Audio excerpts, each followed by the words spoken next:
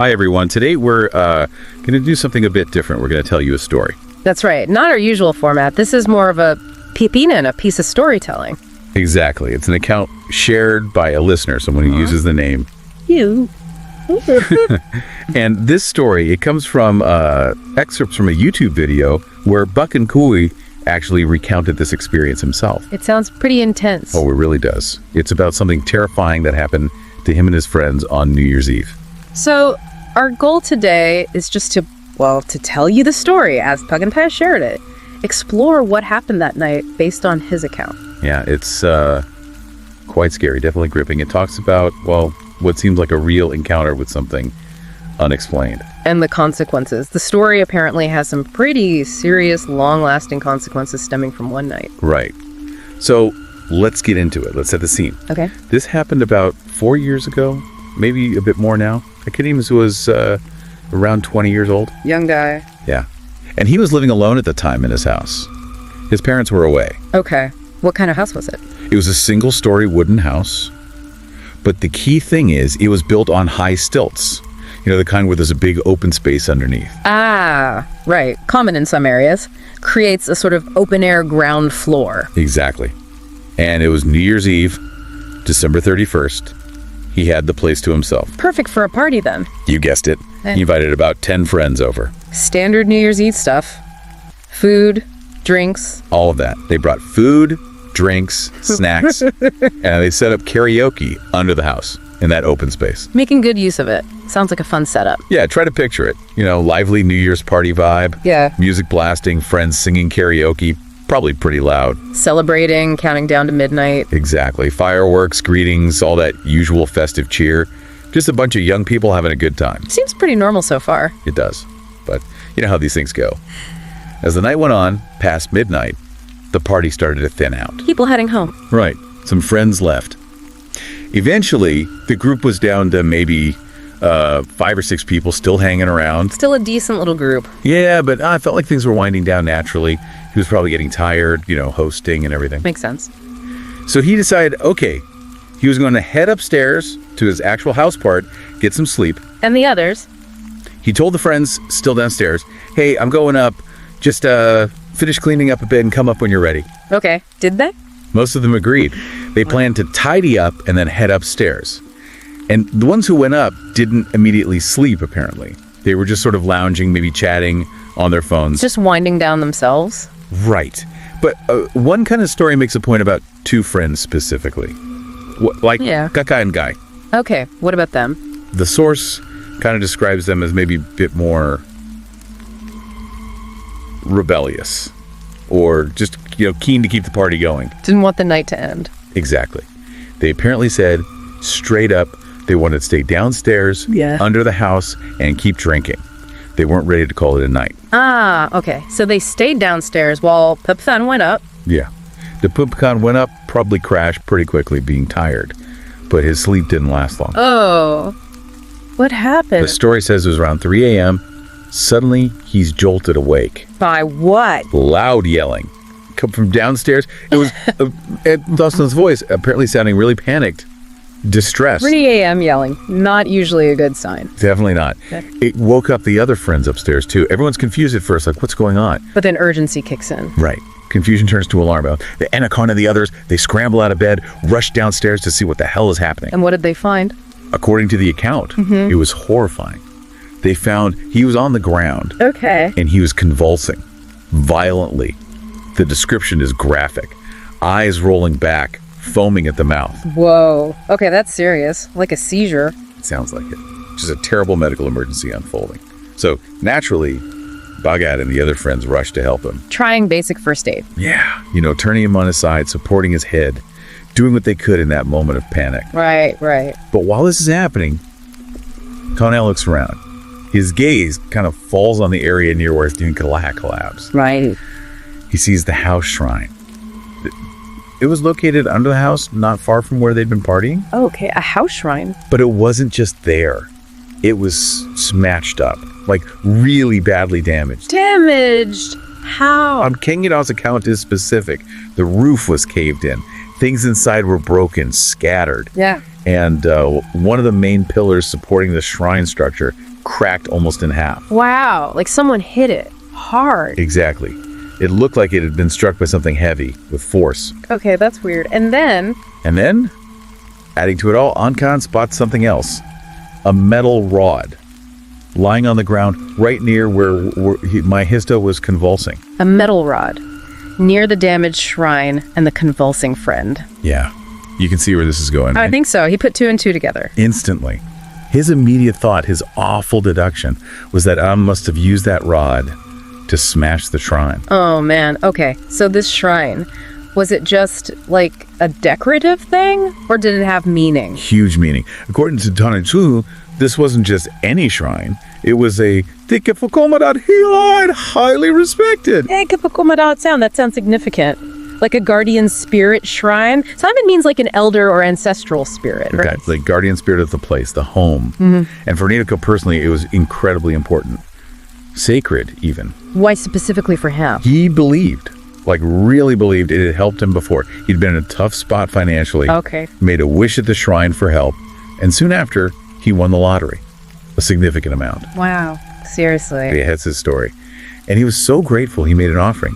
2 pig bids, which is a traditional offering of thanks. Okay, so this wasn't just some random structure. It was his personal spiritual connection, something he felt actively protected him. Precisely. So imagine realizing your friend, who is now convulsing violently, likely just desecrated this deeply sacred space. The mix of feelings, anger at the disrespect, but fear for his friend, must have been intense. Totally. But his friend was right there, in serious trouble. The immediate priority shifted to helping Gonpao. What could he even do, though, besides the first aid? He made a snap decision, based on seeing the damaged shrine and Kanchika's condition right next to it. What did he do?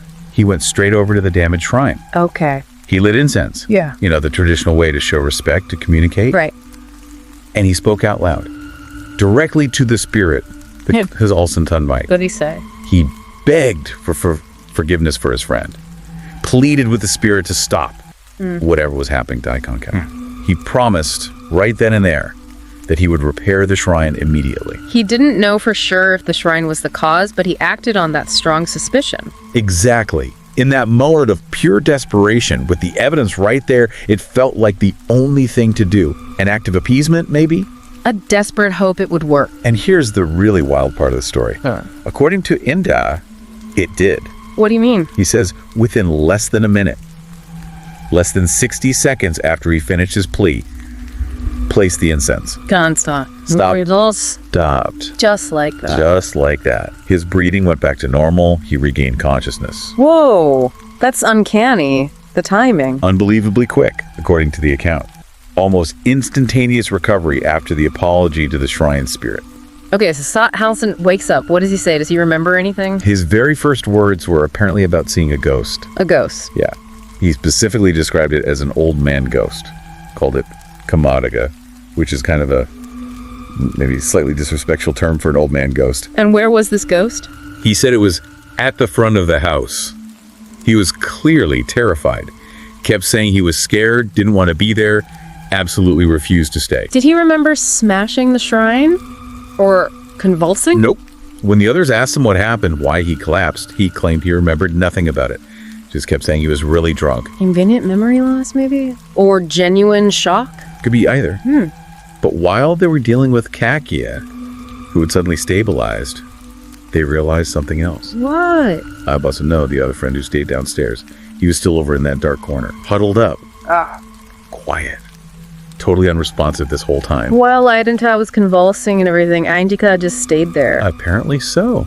He hadn't moved or reacted. It's strange, too. So Maddie kind of went over to him, tried calling his name. Nothing. He could hear Euchre muttering something to himself, but no coherent response. He seemed completely out of it. Like he was in shock. Or something else. It wasn't clear. He just seemed disconnected.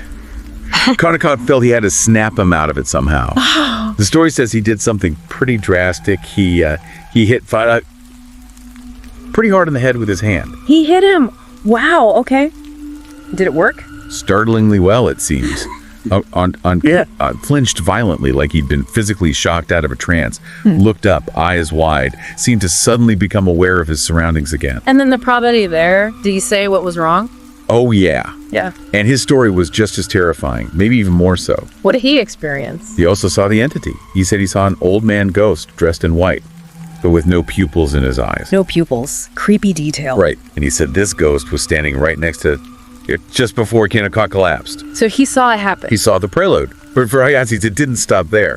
He said after Jacko went down, the old man ghost squatted down right next to him. And then He heard a voice. the ghost spoke. According to Colin Eno, yes. A terrifying voice that said, I will take you all with me. You insulted me. I will bring you ruin. Whoa. A direct threat. A terrifying direct threat. And then chucking and going A said the old man started crawling towards him. Crawling towards him. Okay, yeah, that explains why he was huddled up and unresponsive. Pure terror. Exactly. He just covered his face, huddled down, and apparently started desperately chanting prayers, whatever he could think of, until Hank Haney hit him and snapped him out of it. So both friends encountered this same old man spirit right after the shrine was destroyed, but in different ways. Yeah. One got a physical reaction, convulsions, and saw it briefly. The other got paralyzed by fear and received a direct verbal threat. This is quite a story. So what happened next? They have these two terrified friends, these crazy accounts. Well, Bezanon needed the full picture. He pressed them. What exactly happened downstairs before all this? Why was the shrine smashed? Did they fess up? Hefted did. He confessed the whole stupid thing. What was it? He admitted that while they were both super drunk, he said Hamboinar was barely conscious. He dared to smash the shrine. He dared him. Why? He said he'd seen videos online, people messing with spiritual sites, seemingly with no comeback. Drunk logic, basically. He thought it would be brave. Funny. Oh boy. Drunk dares involving sacred sites are never a good idea. Never. And he didn't just dare him. He put money on it. Offered 1,000 baht if he did it. 1,000 baht. Okay. Enough to tempt a very drunk person, I guess. Apparently so. Okay.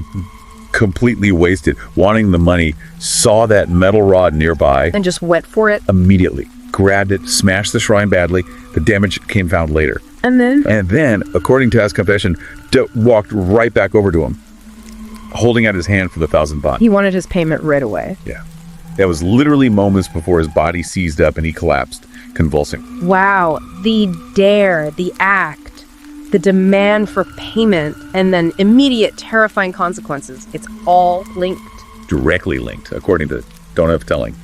Hearing this full confession, the sheer stupidity, the casual disrespect that led to all this horror, Kenya said he was speechless. Angry. Filled with anger, disbelief.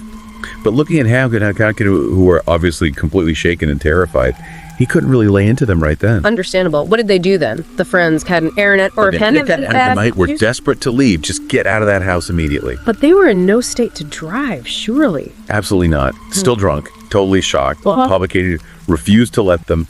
He was afraid they'd crash, kill themselves, or someone else. Good call. Did any of the other friends offer to drive them? No way. After hearing the ghost stories, seeing the convulsions, nobody else wanted to drive them home in the middle of the night either. They were all spooked. So they were all stuck there. Pretty much. Despite everything, the whole remaining group just had to stay put. Upstairs, all together, until morning. Must have been a tense few hours. Extremely. The story mentions they tried to distract themselves, playing games, watching TV, anything to avoid thinking about it because nobody could sleep. I can imagine. So, morning comes. As soon as it was light, all too insistent. They felt deeply disturbed, terrified still. They wanted to go to a temple. Urgently. Seeking spiritual help makes sense after what they described. So the whole group went to a nearby temple. They found a monk they could talk to. And they told him everything. The whole story. Start to finish. The New Year's party, the drinking, Delhi dines, the cake, smashing the shrine, the convulsions, the old man ghost, Bindi's vision, the threats. All of it.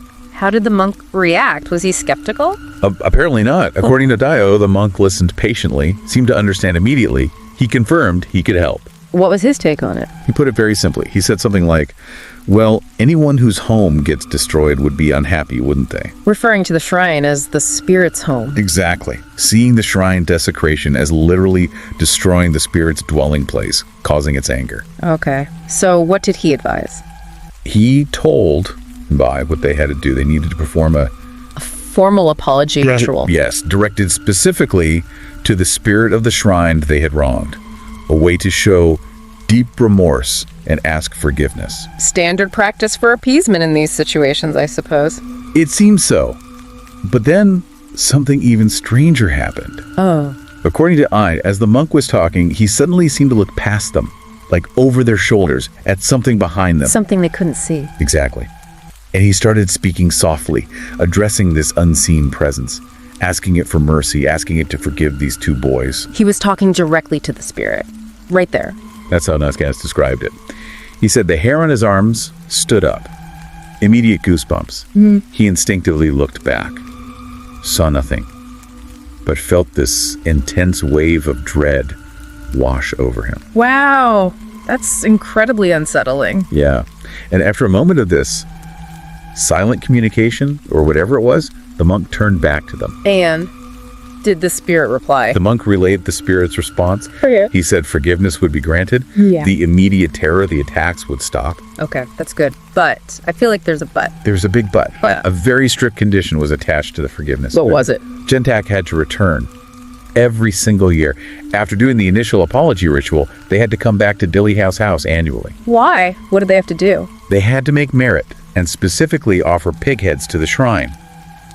The same offering Can had made when his lottery wish was granted. Every year. For how long? The implications seemed to be indefinitely. A perpetual yearly obligation. Payment for their disrespect. A lifelong commitment born from a drunken dare. Heavy. Incredibly heavy. It's still obviously shaken. Ask the monk to clarify. Like, what happens if they miss a year? If they fail to do it for some reason? Good question. Risky question, maybe? The monk's answer was chilling. According to Hood Quinn, the monk just smiled and said, very simply, he will take you. He will take you. As in? The implication was pretty clear. Death. The spirit would claim their lives if they broke the agreement. Okay. Yeah. No room for error there. None whatsoever. Hearing that, I immediately agreed. Absolutely, yes, we'll do it every year, without fail. They promised. I bet they did. What else happened at the temple? Before they left, the monk gave them all blessings, sprinkled holy water, gave them sacred threads to wear on their wrists for protection. A bit of spiritual protection after that ordeal. Yeah. So the next day, they performed the apology ritual. At Tanith House. Yes. Jagan Hag were there, of course. And interestingly, their families came too. The families got involved. Yes. And as part of making things right, the families actually bought a brand new shrine to replace the one that Conrad had destroyed. A significant gesture of apology. Definitely. And that brings us to the lasting consequence. The core outcome of that whole night. The yearly offering. Exactly. Todd Kenna's story confirms that for about 4 years now, ever since the incident, and have faithfully kept their promise. They go back every year. Every single year. On December 31st, New Year's Eve, the anniversary, they return to Kanakanda's house, they make merit, and they offer pig heads to the shrine. Wow. For the rest of their lives, potentially. That's the deal they made, mediated by the monk, with the spirit they angered. A lifelong commitment stemming from one night of drunken stupidity and disrespect. It really is a powerful and, unsettling cautionary tale, isn't it? It absolutely is. This whole Kanya from Konigno really drives home the idea that, messing with things considered sacred, even out of drunken foolishness, can have, immediate and terrifying results. And not just immediate, but lasting, life-altering in this case. It really speaks to the belief, presented strongly in this account, that unseen forces, spirits, are real and react, sometimes quite dramatically, to disrespect. It makes you think, doesn't it, about that line between, our everyday world, maybe something else, the spiritual realm, and how actions, even those driven by disbelief or recklessness, might have very real, tangible consequences. Definitely food for thought.